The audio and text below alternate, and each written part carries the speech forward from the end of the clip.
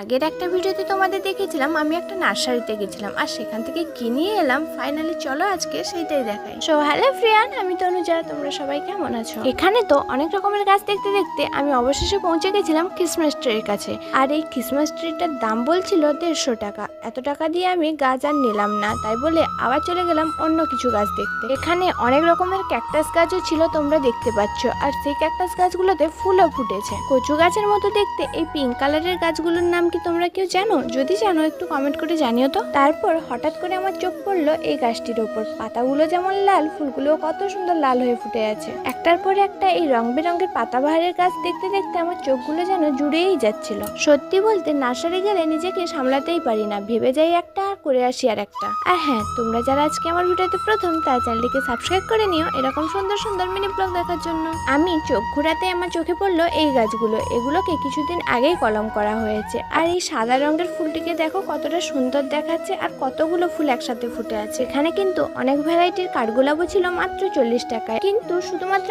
একটা গাছেই ফুল ফুটেছিল আর বাকি গাছগুলোতে ফুলই ফোটেনি। তাই বলে ফুল না দেখে গাছ কেনার সাহস আর হলো না। সত্যি বলতে আমি গেছিলাম জবা গাছের কিছু ভ্যারাইটি আনার জন্য, কিন্তু এই পাতাবাহারের গাছগুলো যেন বারবার আমার দৃষ্টি আকর্ষণ করছিল। তাই বলে আমি ছুটে ছুটে চলে যাচ্ছিলাম এই পাতাবাহার গাছগুলোর পাশে। আর কাকুটাকে প্রাইস জিজ্ঞেস করতে 100-150 নিচে বলছেই না। এখানে এই রবার গাছগুলো যে দেখতে পাচ্ছ, এগুলোর প্রাইস মাত্র 50 টাকা। অবশেষে আমি এই দুটো পাতাবাহারের গাছ নিয়ে বাড়ি ফিরলাম। আজকের ভিডিওটি এই পর্যন্ত, দেখা হচ্ছে পরের ভিডিওতে। ততক্ষণে তোমরা ভিডিওটিতে লাইক, কমেন্ট আর একটা সাবস্ক্রাইব করে দিও। টাটা।